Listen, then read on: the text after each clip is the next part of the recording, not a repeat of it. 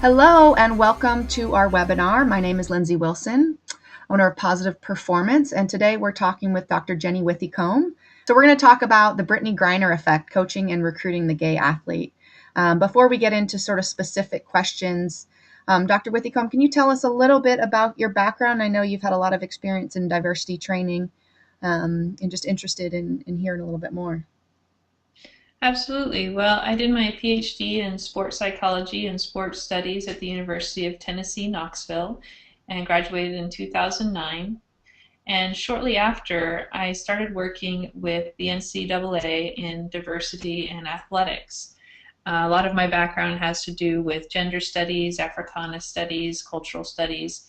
And so I was looking at the different ways that gender, race, sexual orientation, and culture impact athletes, coaches, and administrators. And so for several years, I worked with the NCAA providing workshops on diversity and inclusion topics around the United States with different colleges and universities.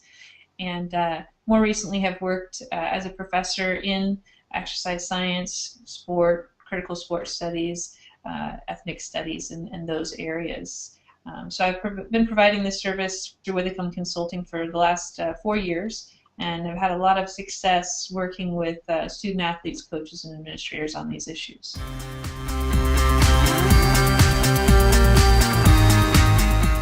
I think this is one of the issues that a lot of people miss out on. They often think of diversity and inclusion topics as more social issues, and certainly they are social issues, but they're also individual issues.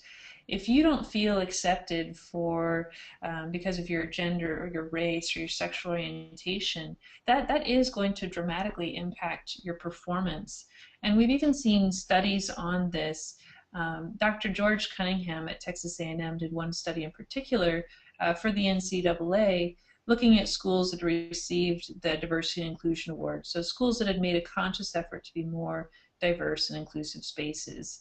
And they found that there were a lot of benefits to creating these kinds of diverse and inclusive spaces, things that we would expect, such as increased creativity, a more harmonious work environment, varied perspectives, life experiences, higher team satisfaction, higher levels of morale, and things like that. But they also found that those programs that made this conscious effort to be more inclusive also enjoyed higher rates of success and in terms of wins and losses. And for a lot of people, they miss out because this really does make a lot of sense. If you go to practice and you're not feeling accepted because of your gender, your race, or in this case, your sexual orientation, that means you're always going to be devoting some of your energy to hiding it, to managing it, to making sure you say or do the right thing. Sure. And so, you can't give 100% to your training. You can't give 100% to your competition or to your team. Mm-hmm. And that means that, that little piece of you is always being held back. And so that is going to impact your performance. If you're taking it with you into the weight room and onto the field and the court and in the pool, there's always a little piece that has to be, expending energy elsewhere. And so we know that you can't give 100%, and that is going to impact your performance.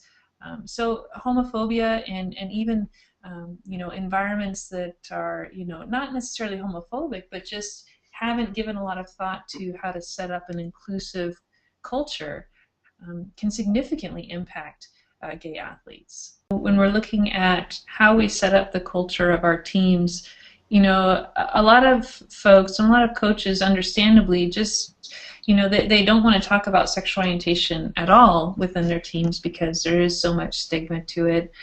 You can run into issues of being, labeled as the gay program or, only having gay athletes, things that get, completely blown out of proportion. And so I think for a lot of programs, they don't talk about it at all, but the lack of talking about it, it doesn't necessarily create a hostile environment, but it creates a very uncertain environment. And, for athletes, especially as you said, freshman athletes who are trying to figure out who they are, what college is all about, perhaps, exploring their sexuality, this can create a lot of fear and this, desire and feeling of needing to hide who they are or any of the questions they might be having.